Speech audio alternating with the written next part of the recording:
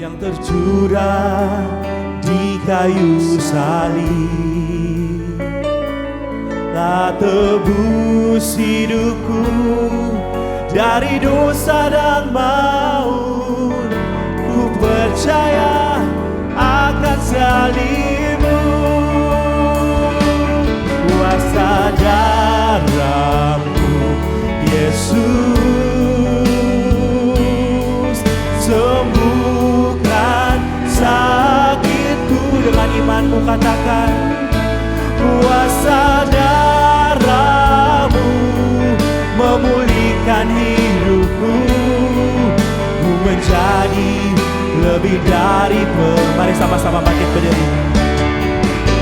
Kuasa darah-Mu Yesus, sembuhkan sakitku. Kuasa darah-Mu memulihkan hidupku. Ku menjadi lebih dari pemenang.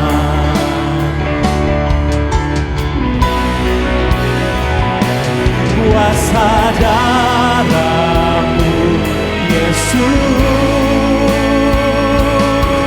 sembuhkan sakitku. Kuasa darah-Mu memulihkan hidupku. Ku menjadi lebih dari pemenang. Kuasa darah-Mu, kuasa darah-Mu Yesus, sembuhkan sakitku. Kuasa darah-Mu memulihkan hidupku. Ku menjadi lebih dari pemenang. Kuasa darah-Mu Yesus, sembuhkan sakitku. Kuasa darah-Mu memulihkan hidupku. Ku menjadi lebih dari pemenang. Ku menjadi lebih dari pemenang.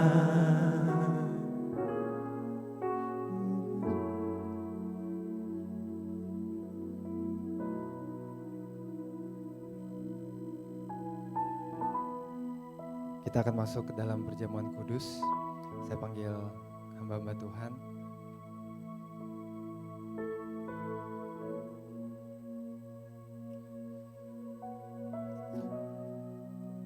Saya mau ajak saudara untuk mari kita lakukan perjamuan kudus ini dengan cara yang benar, saudara. Mulai dari hati kita, saudara. Kalau saudara ingat, waktu Tuhan pertama kali melakukan perjamuan ini, membagikan roti, minum anggur bersama murid-muridnya, dia bilang, dan yang ini yang akan kita ulang nanti, dia bilang ini adalah tubuhku yang dipecah-pecahkan bagi kamu. Saat nanti kita makan, saat kita minum, saat kita ikut perjamuan kudus ini, saudara ingat kata itu. Kalau misalnya saudara memang tipe yang memecahkan betulan roti di tangan saudara, ingat itu, saudara. Itu yang Tuhan lakukan buat kita, saudara. Dia pecahkan dirinya supaya bukan kita yang pecah. Dia kasih darahnya supaya bukan darah kita yang tercurah, saudara. Ingat itu baik-baik. Kita lakukan dengan cara yang benar, dimulai dengan hati kita. Penuh kerendahan hati, saudara.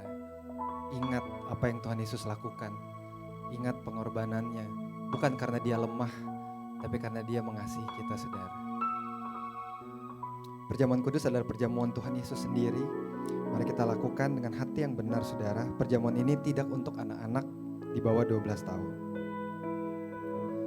Sebelum mulai kita berdoa ya saudara. Bapa, ini kami Tuhan, anak-anak-Mu, para pelayan-Mu Tuhan, kami umat-Mu di sini, murid-murid-Mu Tuhan.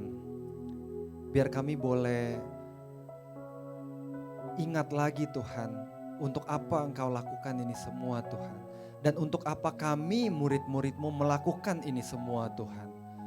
Roh Kudus, Engkau bekerja, kasih pengertian buat kami, kasih hikmat, dan biar perjamuan kudus ini benar-benar menguduskan kami Tuhan. Menguduskan pikiran kami, menguduskan hati kami terutama, mengembalikan kami terhadap kepada Engkau Tuhan. Tuhan yang menyelamatkan hidup kami, Tuhan yang begitu mengasihi kami sampai Engkau rela memecahkan tubuh-Mu.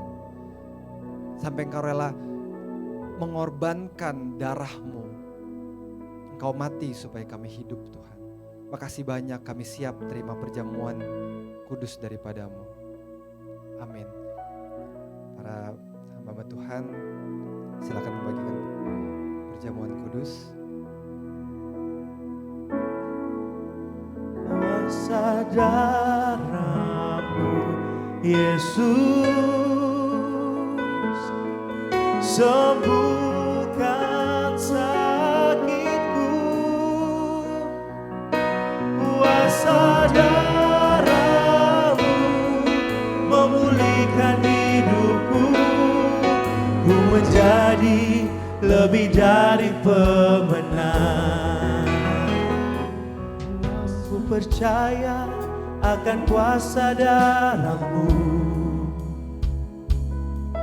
yang tercurah di kayu salib. Telah tebus hidupku dari dosa dan maut. Ku percaya akan salib-Mu. Ku percaya akan kuasa darah-Mu yang tercurah di kayu salib. Telah tebus hidupku dari dosa dan maut. Ku percaya akan salib-Mu.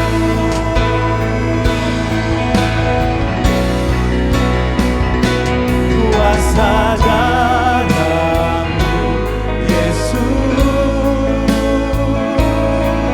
sembuhkan sakitku.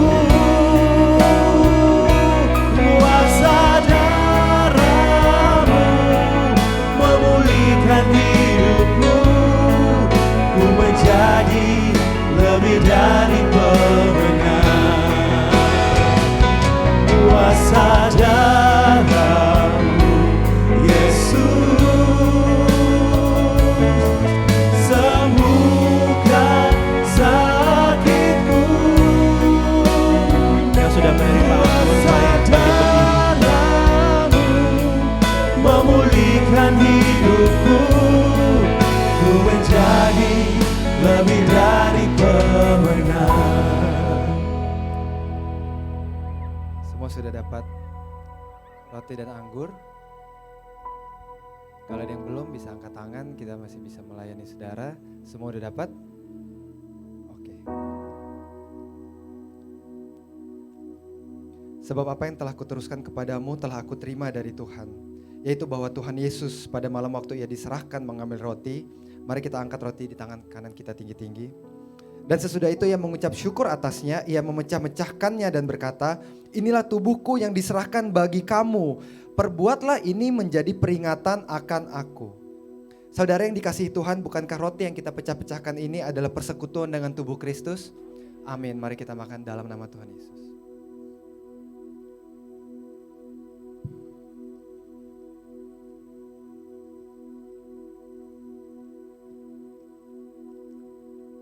Mari kita angkat cawan tangan kanan kita tinggi-tinggi.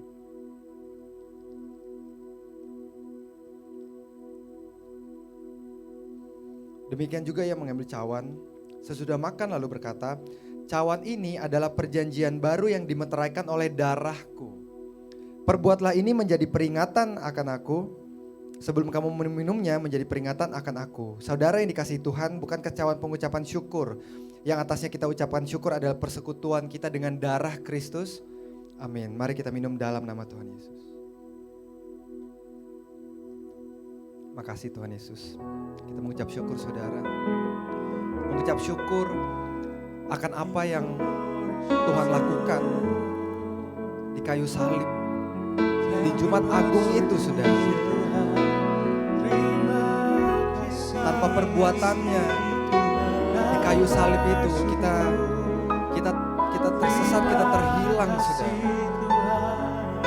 Kita tidak bisa tolong diri kita sendiri, kita tidak bisa benarkan diri kita sendiri. Kita manusia yang berdosa tidak bisa tembus diri kita sendiri. Mengucap syukur atas apa yang Tuhan Yesus lakukan dalam hidup kita. Makasih banyak Tuhan. Makasih banyak Tuhan Yesus.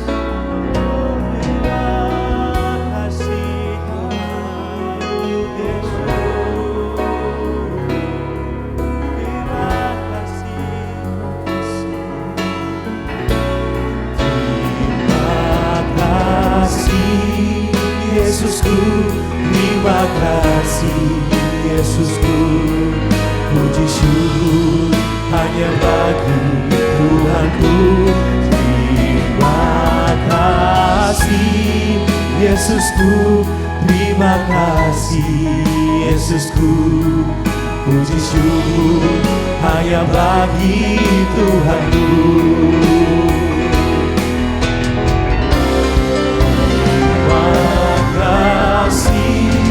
Yesusku, terima kasih Yesusku, puji syukur hanya bagi Tuhanku. Terima kasih Yesusku, terima kasih Yesusku, puji syukur hanya bagi Tuhanku. Puji syukur hanya bagi Tuhanku. Puji syukur hanya bagi Tuhanku. Kita mengucap syukur saudara. Kita mengucap syukur buat kebaikan Tuhan, buat kesetiaannya Tuhan. Dalam nama Tuhan Yesus, makasih banyak Bapa. Makasih banyak Tuhan buat apa yang Tuhan lakukan di kayu salib. Bahkan sampai hari ini, makasih banyak Tuhan Yesus. Kami mengucap syukur Tuhan. Amin.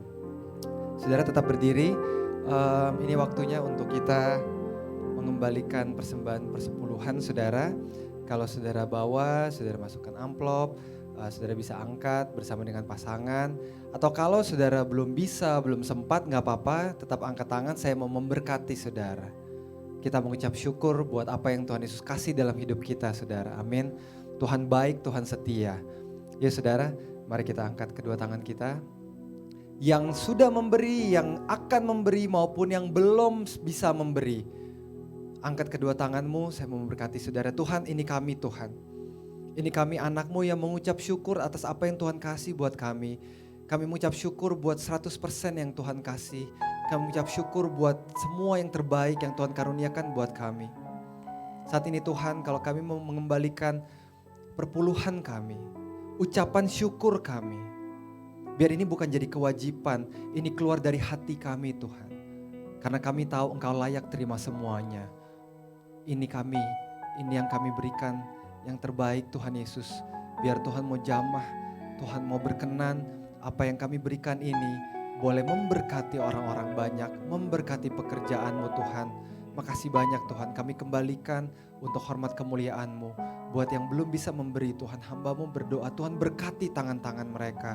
Tuhan berkati hati, keluarga, pikiran mereka. Bekerja dengan baik, dengan jujur, penuh hikmat Tuhan. Tuhan yang memberkati, buka jalan Tuhan. Pekerjaan mereka Tuhan memberkati, berlimpah-limpah yang terbaik. Di dalam nama Tuhan Yesus, kami siap dengan sukacita mengembalikan persembahan persepuluhan kami. Dalam nama Tuhan Yesus. Amin. Silakan memberi saudara. Segalanya yang ku miliki, semuanya daripada-Mu, kan ku bawa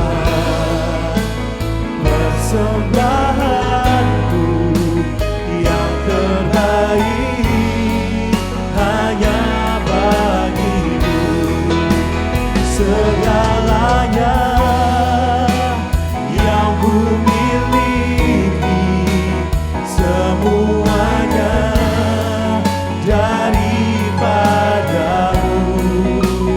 kan ku bawa. Persembahanku yang terbaik hanya bagimu, segalanya yang ku miliki, semuanya daripadamu kan ku bawa. Persembahanku yang terbaik hanya bagimu kan ku bawa. Persembahanku yang terbaik hanya bagimu. Kasih Tuhan Yesus. Kami mengucap syukur buat semua yang Tuhan karuniakan buat hidup kami Tuhan. Makasih banyak Bapa. Kalau saat ini kami mau mendengarkan firman-Mu, biar Roh Kudus bekerja dengan kuasa-Mu, dengan kasih-Mu. Tuhan buka hati kami, buka pikiran kami, biar kami terima yang terbaik Tuhan.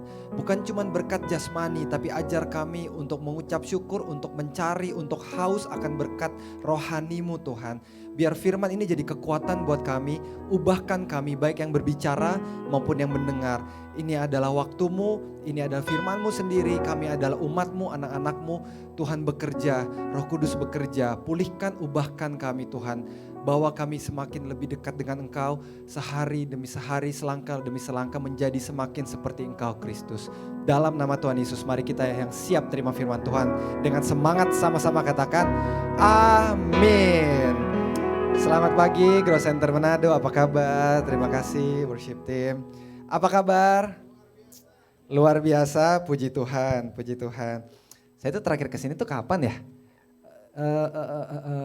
Tahun ini ya, masih tahun ini ya? Iya ya. Iya, senang akhirnya bisa ketemu lagi, selalu. Nggak, ini bukan template kok saudara, benar, saya selalu senang setiap kali kesini. Tadi pagi saya udah dari Minut, mengucap syukur ya. Pertumbuhan terjadi saudara, kita mengucap syukur. Makin banyak orang yang mau komitmen sama Tuhan, amin saudara. Ya bukan cuma soal pelayanannya tapi secara hidupnya. Dan bulan ini seperti yang saudara ikuti dari minggu lalu, kita keluarga Grow Center di Jakarta, di Manado, di Bekasi, kita masuk ke dalam satu tema yang luar biasa. Di Jakarta rame saudara, tentang kejatuhan manusia, the fall. Kenapa saya bilang ini luar biasa dan kenapa rame? Karena saya juga kaget sih. Ternyata banyak yang hamba-hamba Tuhan kaget saat kita, itu tuh tahun lalu ya Pastor Chandra. Waktu itu kita tim pastoral, kita rencanakan dari tahun lalu 2023 ini Tuhan mau bikin apa, Tuhan mau ngomong apa untuk gerejanya, dan kita atur dan Tuhan izinkan, Tuhan kasih tuntunan, kita masuk ke dalam tema yang luar biasa, kejatuhan manusia saudara. Saya bilang rame di Jakarta karena itu dia, banyak hamba Tuhan mereka kaget kayak, kalian temanya tentang kejatuhan manusia, kok berat banget gitu. Terus saya coba mikir-mikir ya, waduh. Padahal justru karena kita jatuh kan, saudara, Tuhan Yesus datang ke dunia. Tuhan Yesus mati di kayu salib dan bangkit di hari ketiga. Itu untuk apa sih saudara? Tebus kita saudara. Berarti memang kita jatuh, tapi dengan orang-orang banyak yang kaget bahwa bulan ini Grow Center fokus kita ajarkan, kita bahas tentang kejatuhan manusia, dan orang-orang bingung, hamba-hamba Tuhan bingung. Saya juga jadi tambah bingung karena berarti selama ini kita ngapain gitu loh saudara. Ya nangkep ya. Selama ini ngapain? Dan setelah saya pikir-pikir benar, udah berapa puluh tahun ke belakang saudara, sayangnya yang dikotbahkan di mimbar ini udah lebih banyak, udah jadi kayak seminar motivasi saudara. Betul, dan gak ada yang salah ya sama seminar motivasi. Secara psikologis manusia perlu motivasi. Tapi poin saya adalah yang Tuhan Yesus lakukan, this whole point iman kita ini, semua yang kita lakukan, apa yang Yesus lakukan, bukankah untuk menyelamatkan umat manusia? Karena umat manusia sudah jatuh ke dalam dosa dan umat manusia tidak bisa tolong diri kita sendiri. Saat kita sadar itu, kita jadi lebih dekat, kita lebih bisa menghargai apa yang Tuhan Yesus lakukan di kayu salib. Dan berapa banyak, termasuk saya, ini saya jujur sama saudara, saya ini gak khotbahin saudara. Berapa banyak dari kita, termasuk saya beberapa waktu lalu, mulai gak paham, ini nih Jumat Agung nih buat apa ya? Saya tunggunya Natal, karena Natal seru, karena Natal tuker kado. Ini Jumat Agung nih buat apa ya? Paskah ini nih buat apa ya? Padahal itu Tuhan Yesus justru datang ke dunia ini untuk Jumat Agung dan Paskah itu saudara. Ya enggak sih? Dan karena kita dalam tanda kutip asik sama semua yang tentang kita, bahkan sayangnya sampai mimbar juga khotbahin tentang kita, ayo bilang aku bisa, kita bisa, ya kan? Kita nggak bisa saudara. Dulu saya salah satu ya, makanya ini saya bukan anti ya, ada tempatnya. Ya perkataan-perkataan begitu, itu tuh ada tempatnya dan bukan gak penting. Ya secara ilmu psikologi itu penting, kita membangun diri kita sendiri itu penting, tapi kita bukan ngomongin itu. Tapi poin saya, kalau misalnya kayak di mimbar ini kita lupa, kita keasikan bicara tentang kemampuan manusia, berarti bisa bahaya saudara. Kita terus mengagungkan tanpa kita sadari kemampuan, kekuatan, kehebatan manusia. Kita jadi lupa kita manusia dan ada Tuhan di atas sana. Dan kita jadi melakukan semua yang kita pikir, kita pikirnya sih buat Tuhan, sebenarnya buat diri kita sendiri. Kita pikir tentang Tuhan tapi sebenarnya tentang kita, tanpa kita sadar. Karena apa? Karena kita udah gak ingat lagi bahwa kita adalah ciptaan yang jatuh saudara. Pastor tahu dari mana saya jatuh? Saya baik-baik aja kok. Gampang saudara. Coba seminggu ini berapa banyak yang hidup 100% kudus?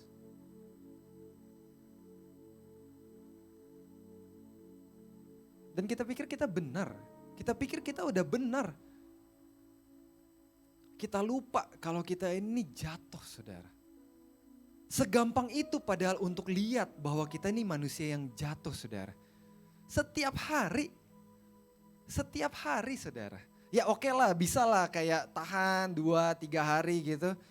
Tapi selama hidup kita, bahkan kita datang ke gereja, bahkan kita udah kayaknya rohani banget nih. Kalau mau jujur gak usah angkat tangan, dalam hati aja. Berapa banyak yang berani dengan sangat percaya diri, dengan penuh keyakinan berkata di hadapan Tuhan yang kudus, aku kudus kayak kamu Tuhan. Enggak ada. Bahkan yang kita pikir kebenaran kita itu, bahkan itu bisa jadi kejahatan di mata Tuhan karena kita pakai kebenaran kita untuk membenarkan diri. Kita pakai kebenaran kita untuk bilang, aku lebih benar daripada kamu Tuhan, kamu yang salah. Orang-orang lain ini semua salah. Dan makanya walaupun kayaknya saudara, kalau disampaikan dengan benar, 1 bulan ini saudara gak bakal happy sih duduk di sini. Kalau disampaikan dengan benar. Karena akan terus mengusik saudara, terutama buat kita yang biasa duduk di ibadah, mau dengar 5 langkah untuk menjadi orang sukses. Gimana caranya saya diberkati berlimpah-limpah. Kalau saudara terbiasa dengan itu dan saudara lupa, inti pesan daripada kitab ini saudara mungkin akan struggle banget sebulan ini. Tapi bertahan ya saudara ya.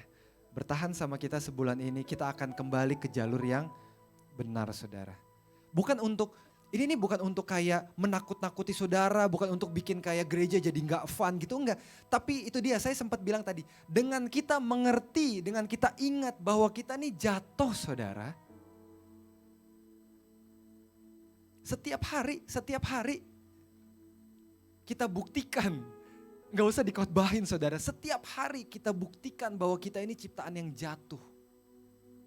Dengan kita ingat itu dan kita ingat lagi apa yang Yesus lakukan di kayu salib, kita akan jauh lebih punya hubungan yang lebih baik sama Tuhan. Kita jadi lebih mencintai Tuhan. Kalau selama ini saudara kayak, aduh pastor saya sih seneng gereja, saya seneng nih grow center, orangnya ramah-ramah, komunitasnya bagus. Tapi saya ini nggak seneng saya pastor kalau misalnya denger yang pengorbanan gitu tuh, saya maunya yang berkat-berkat aja. Nah itu dia saudara. Hanya dengan punya pemikiran itu pun itu bukti bahwa kita jatuh saudara.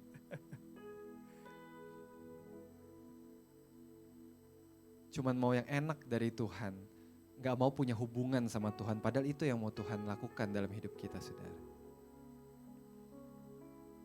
Dan kita pikir semua masalah dalam kehidupan kita ini salah orang lain, atau salah apa? Salah dunia ini, salah kota ini. Saya berapa waktu lalu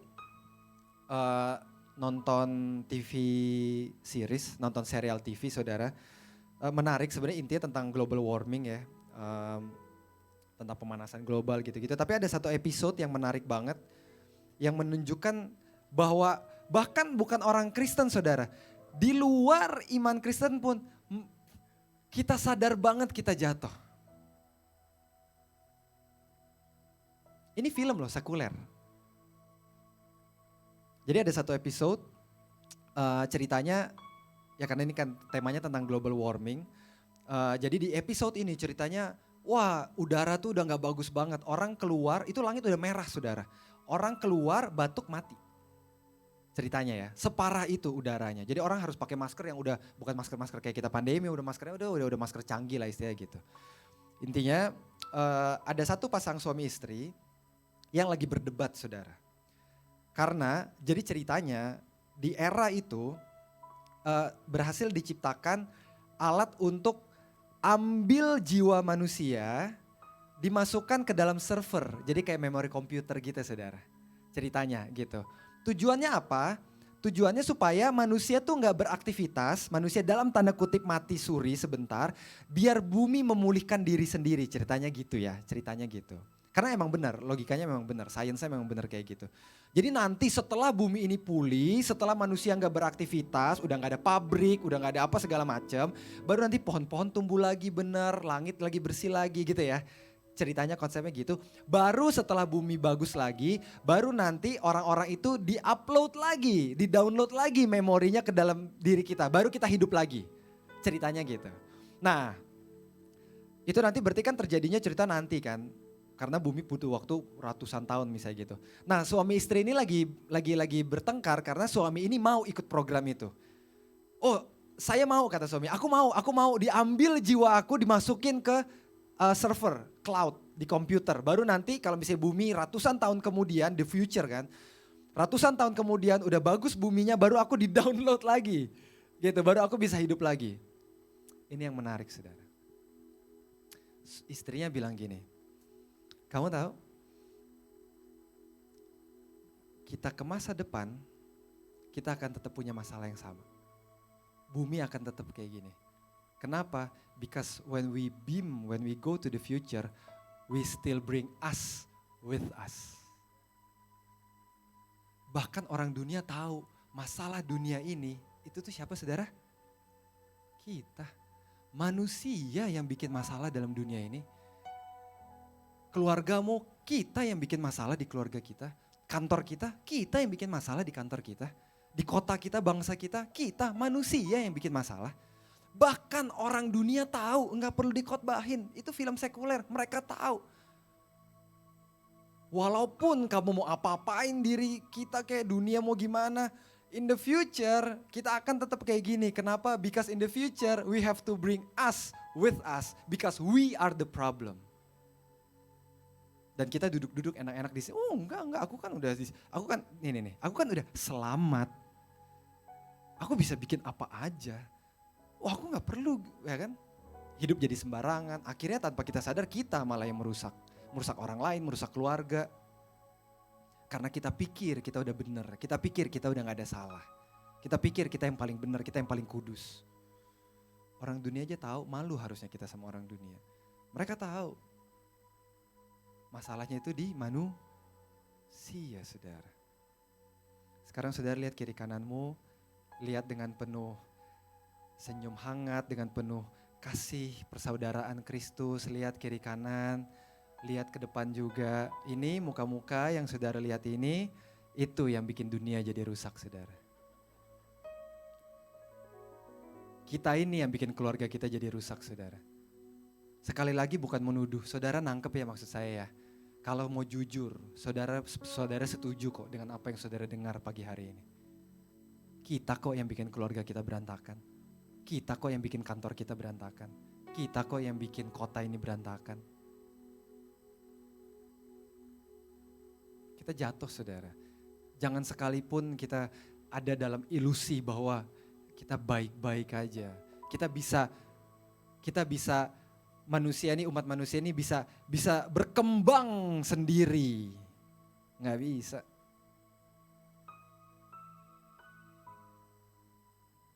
We are a fallen creature, saudara. Kita berdosa. Saudara masih ingat di Bukit Golgota itu, di samping Tuhan Yesus, ada siapa aja, saudara? 2 penjahat, betul? Itu tuh bukan cuma 2 penjahat, saudara. 2 penjahat itu tuh sebenarnya adalah seluruh umat manusia, saudara. Jadi yang ada di kiri kanan Yesus itu tuh miliaran orang sebetulnya. Itu representasi dari kita umat manusia. Kita baca yuk Lukas 23. Lukas 23 ayat 33. Lukas 23 ayat 33. Habis itu nanti kita langsung lanjut ke 39. Lukas 23 ayat 33. Ketika mereka sampai di tempat yang bernama Tengkorak, Golgota, mereka menyalibkan Yesus di situ dan juga apa, saudara? Kedua orang penjahat itu. Orang apa? Jahat, penjahat itu. Yang seorang di sebelah kanannya dan yang lain di sebelah kirinya. Kita ke ayat 29, ini dia. Inilah seluruh umat manusia, saudara. Ada kategori yang pertama, umat manusia yang pertama di ayat 39, ini penjahat yang pertama. Salah seorang penjahat yang digantung itu menghujat dia, Tuhan Yesus katanya, bukankah engkau Mesias? Selamatkanlah dirimu dan kami. Berapa banyak dari kita yang sebenarnya cara doa kita kayak gini. Tuhan gak jawab sedikit, Tuhan tunda sedikit jawaban doa, kita langsung, mana Tuhan? Katanya engkau Tuhan, katanya engkau baik, kok gak dijawab? Kita lupa siapa Tuhannya. Ada masalah sedikit dalam kehidupan kita, mana Tuhan? Katanya aku diberkati, katanya aku gini, katanya aku gitu. Kenapa hidup aku kayak gini? Ini nih kita nih. Ini nih kelompok manusia yang pertama nih. Bukankah engkau Mesias? Selamatkanlah dirimu dan kami. Ayo dong, selamatin dong. Selamatin kita, selamatin juga kamu dong. Katanya kamu Tuhan, lihat dong dunia kayak gini. Ya kan? Mungkin ada di antara kita yang berdoanya kayak gini. Berlutut, tutup mata, lipat tangan, nangis-nangis. Tapi attitude-nya kayak gini. Mana Tuhan? Makanya kalau saudara perhatikan, Mazmur selalu ditutup. Apapun keluhan Daud, by the way mengeluh di hadapan Tuhan gak apa-apa ya saudara ya, gak dosa. Oke, tapi saudara perhatikan di hampir semua, saya berani bilang semua, di semua Mazmur, saudara perhatikan semua keluhan Daud ditutup sama, tapi aku akan memuji engkau, tapi aku akan memuliakan Tuhanku. Karena itu dia, Daud tahu dia manusia, yang di atas itu Tuhannya. Tuhan punya rencana, keputusannya lebih benar walaupun aku manusia gak bisa mengerti. Jadi walaupun aku lagi mengalami hal yang gak enak ini, aku tetap memuliakan engkau Tuhan. Itu Mazmur. Tapi kalau penjahat ini enggak ada tuh ucapan syukur. Stop di situ. Mana katanya kamu Tuhan, mana katanya Tuhan mau jawab, mana katanya Tuhan baik. Di satu titik kita merasa lebih benar dari Tuhan. Dengan kita ngomong kayak gitu, secara gak langsung saudara gak sadar, saudara lagi ngomong gini sebenarnya, Tuhan salah. Tuhan salah ini kejadian sama aku. Tuhan becus gak sih? Sini deh aku aja yang jadi Tuhan. Doa aja gak dijawab. Kamu Tuhan bukan sih? Sini kalau aku jadi Tuhan aku lebih bisa jawab doa. Kalau aku jadi Tuhan aku gak bakal giniin keluarga aku. Sini kamu turun aja deh. Kamu turun aja nanti aku naik. Dia udah turun saudara. Dia udah turun kok. Cuman itu dia manusia. Ini manusia saya bicara saudara dan saya ya. Itu dia manusia. Kita minta-minta dia turun, dia udah turun. Tapi giliran dia turun nih kita salib dia. Salah lagi Tuhan. Ya kan? See how fallen we are. Lihat betapa jatuhnya, betapa korupnya cara berpikir manusia, betapa jahatnya hati manusia. Kita yang salah, Tuhan yang tebus, giliran Tuhan datang kita salahin Tuhan. Katanya kamu Tuhan, bingung gak sih? Kalau saya jadi Tuhan saya samber petir semuanya saudara. Iya gak? Saudara nangkep ya maksud saya ya? Itu makanya kita memuliakan dia, Tuhan engkau baik, benar dia baik saudara. Dengan pemberontakan kita kayak gini, dengan hati kita yang kayak gini. Aduh saudara, kalau saudara jadi Tuhan juga saudara hilangin nih semua manusia. Tapi Tuhan enggak, karena begitu besar kasih Allah akan dunia ini. Maka ia mengaruniakan anaknya yang tunggal. Supaya setiap orang yang percaya kepadanya tidak binasa, melainkan beroleh hidup yang kekal. Tuhan sayang banget sama kita saudara. Tuhan sayang sama kamu. Makanya ada umat manusia yang kedua. Penjahat di sebelah satunya lagi. Sama-sama penjahat, betul saudara? Tapi kita lihat apa responnya. Ayat 40. Namun yang lain menegur dia, si penjahat yang satu lagi. Tidakkah engkau takut kepada Allah sebab engkau menerima hukuman yang sama? Perhatikan 41. Kita memang selayaknya dihukum sebab kita menerima balasan yang setimpal dengan perbuatan kita. Tahu diri saudara. Tapi orang ini tidak berbuat sesuatu yang salah. Lalu ia berkata, Yesus ingatlah aku apabila engkau masuk ke dalam kerajaanmu. Jadi penjahat yang ini dia sadar bahwa Yesus adalah Mesias, Tuhan yang menyelamatkan. Dia tahu yang lagi digantung di samping dia ini, dia Tuhan loh sebetulnya. Tapi karena dia sayang, dia peduli sama kita, dia mau mati buat kita. Tahu diri yang satunya, ini respon manusia yang satu lagi. Ayat 43 kata Yesus kepadanya, sesungguhnya aku berkata kepadamu, hari ini juga engkau akan ada bersama-sama dengan aku di dalam Firdaus. Tinggal saudara pilih. Saudara mau yang mana? Saudara mau jadi yang dalam tanda kutip penjahat yang mana? Karena kita jahat saudara, hati kita jahat.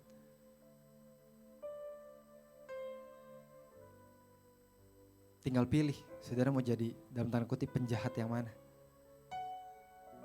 Yang merasa benar, bahkan waktu dia disalib karena dia salah.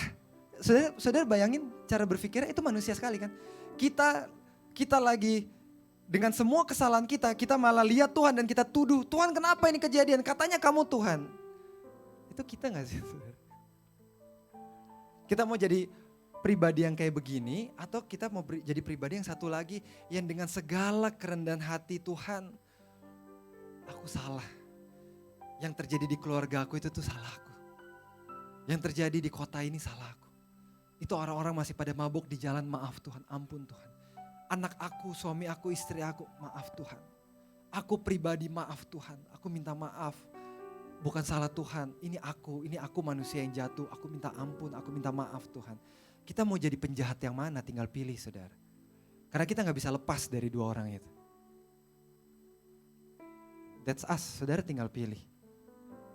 Mau jadi orang yang pikir benar sendiri, ternyata salah, atau mau jadi orang yang merendahkan hati di hadapan Tuhan dan bilang aku yang salah dan aku lihat kamu ada di kayu salib buat tolong aku Tuhan, makasih Tuhan. Dan saudara lihat penjahat ini cuman minta kalau engkau masuk ke kerajaanmu minta apa? Cuman diingat saudara, betul? Ingatlah aku. Saudara lihat penjahat yang merendahkan hatinya. Kita cuman, Tuhan ingat aku. Kalau saudara punya hati yang kayak gitu, saat hatimu remuk, saudara memang cuman bisa doa itu. Tuhan, aku nih gak layak Tuhan. Aku ini, wah saudara sebutin deh. Kejahatan atau kesombongan kecilmu yang kamu simpen di dalam hati, yang kamu bungkus sama baju bagus, rambut bagus ya kan. Ya kan orang-orang Manado cakep-cakep gitu kan. Nah kita bungkus semua sama itu, tapi gak ada yang tahu kejahatan hati kita, kepahitan hati kita, pemberontakan kita yang paling dalam kita simpan, dosa kejijikan kita di hadapan Tuhan yang kita simpan. Kita bilang, Tuhan aku kayak gini tapi Tuhan mau mati, Tuhan aku gak layak. Tuhan ingat aku, cuman ingat aku aja, aku gak layak diberkati, ingat aku aja Tuhan. Kita cuma bisa doa kayak gitu. Tapi lihat apa yang Tuhan bilang di ayat 43. Kita cuma minta Tuhan ingat. Tapi Tuhan bilang apa? Kata Yesus kepadanya, sesungguhnya aku berkata kepadamu hari ini juga engkau akan apa?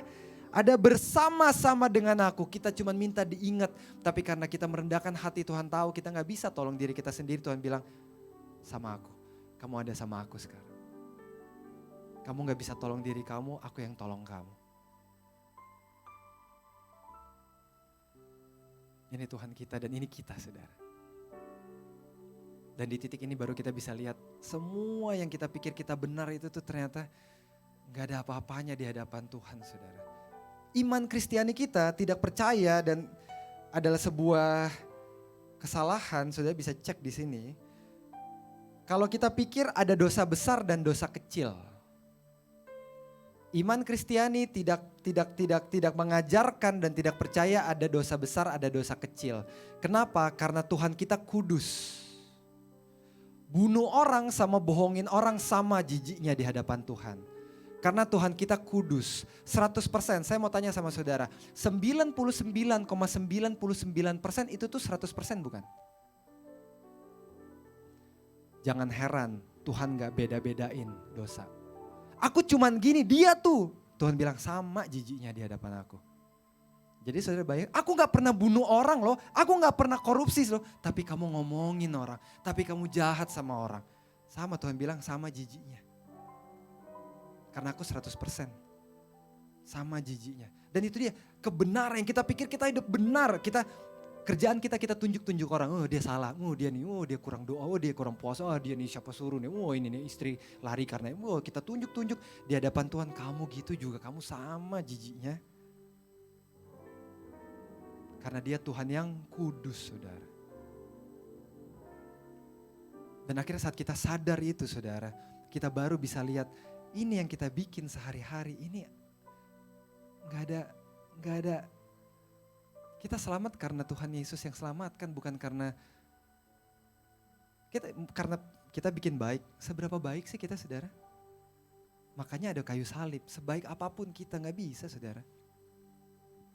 Makanya itu, saya mau tutup sama ini, saya udah selesai. Sama Filipi 3, ini yang terkenal, ini yang Rasul Paulus bilang, ini terkenal sekali. Dan saya harap apa yang saudara dengar pagi hari ini lebih bisa menjelaskan apa yang sebenarnya Paulus maksud. Filipi 3 ayat 7 sampai 9 dulu. Filipi 3 ayat 7 sampai 9. Tetapi apa yang dahulu merupakan keuntungan bagiku sekarang kuanggap kerugian karena Kristus. Malahan segala sesuatu kuanggap rugi karena pengenalan akan Kristus Tuanku lebih mulia daripada semuanya. Karena dialah aku telah melepaskan semuanya itu dan menganggapnya sampah supaya aku memperoleh Kristus.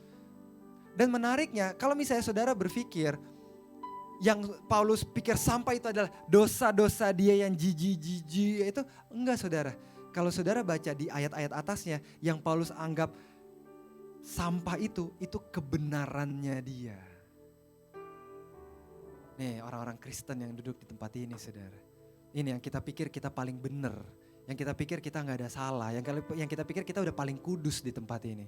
Itu saudara benar, saudara baca. Itu yang Paulus banggakan, saudara bilang itu semua sampah buat aku waktu aku kenal Kristus. Yang dengan semua saudara masih ingat Tuhan menampakkan diri dengan Paulus lewat apa? Lewat cahaya. Betapa terangnya mulianya Tuhan, kebenaran aku. Ini apa sih di hadapan Tuhan? Buat Paulus itu sampah makanya saudara. Paulus di titik itu, Saulus orang yang paling merasa benar di bangsa itu saudara. Saking merasa benarnya dia merasa berhak untuk bunuh-bunuhin orang. Bayangin gak saudara? Di hadapan Kristus dia tahu betapa jahatnya dia, betapa dosanya dia. Di hadapan Tuhan kita sadar betapa jatuhnya kita, saudara.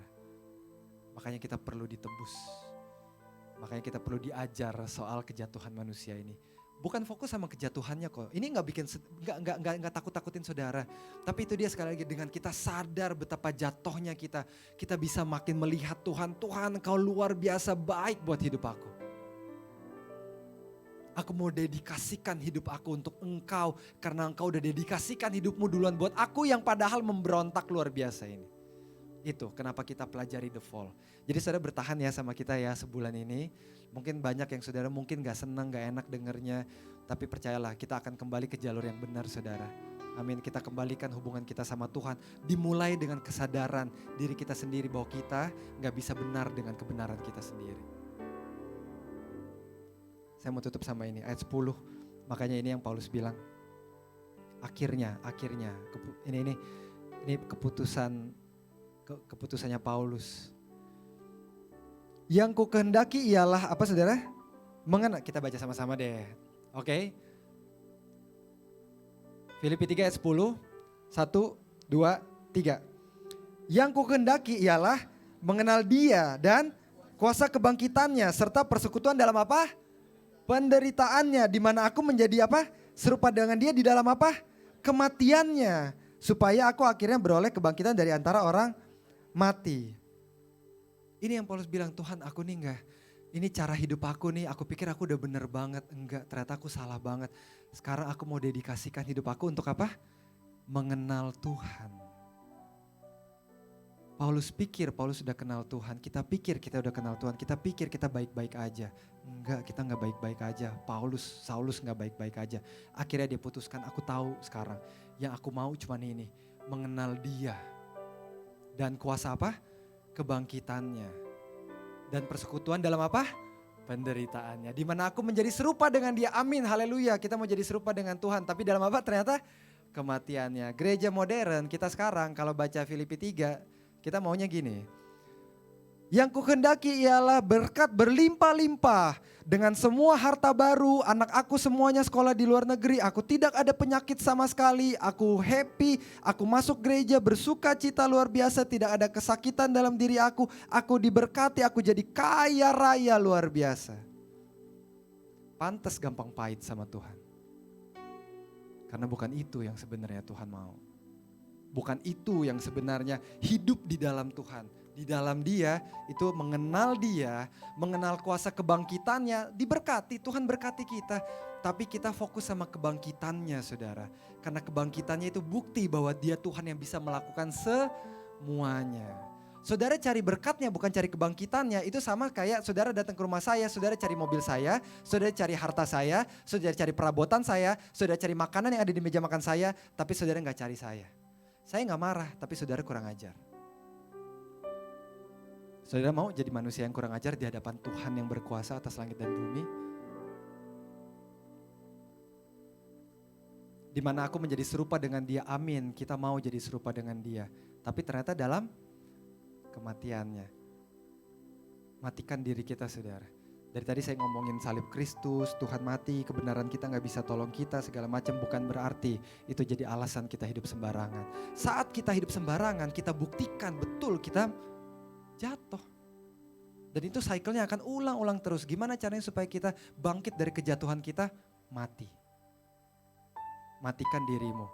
Dari cara berpikir kita, dari hati kita, dari kelakuan kita, tingkah laku kita, dari mulut kita, dari apa yang kita lakukan di rumah, di kantor. Matikan. Stop. Dan belajar untuk ikut Yesus. Yesus bikin kayak apa ya? Di kantor, Yesus tuh bikin kayak apa ya di sekolah, Yesus tuh bikin kayak apa ya di rumah tangga. Dan kita perlahan demi perlahan diubahkan jadi seperti Kristus. Dia mati tapi Dia bangkit. Bersama Kristus kita mati memang manusia daging kita. Kita jatuh, tapi saat kita mati bersama Kristus, kita gak tetap mati, kita bangkit, saudara. Ikut Kristus, saudara. Nurut sama Yesus. Stop, matikan semua. Saya gak tahu apa, tapi matikan, saudara. Bilang di dalam dirimu sendiri, sebut namamu, terus bilang, Timmy, matikan ya. Perlu proses kok, nggak langsung, nggak instan. Ini bukan sihir saudara, ini hubungan. Perlu waktu untuk Roh Kudus kasih tahu, untuk Tuhan bekerja. It's okay, take time. Tapi please matikan. Kita berdoa yuk. Tuhan Yesus, ini kami. Kami tahu Tuhan sayang banget. Kami berharga banget. Kami spesial. Tapi biar hari ini dan 1 bulan ini kami ingat Tuhan siapa kami. Kami jauh banget dari standar-Mu Tuhan. Dan kami mengucap syukur kejatuhan kami gak bikin Engkau jijik sama kami.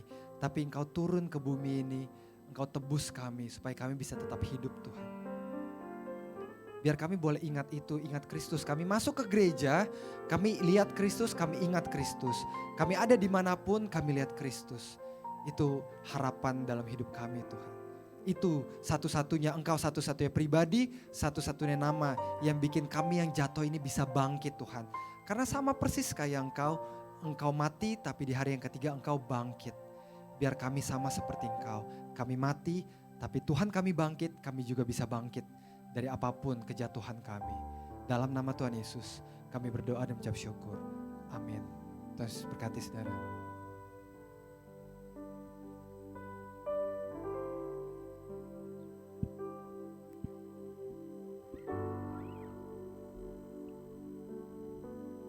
Tuhan, berapa banyak yang diberkati cuma Tuhan, kebenaran firman Tuhan. Mari kita bangkit.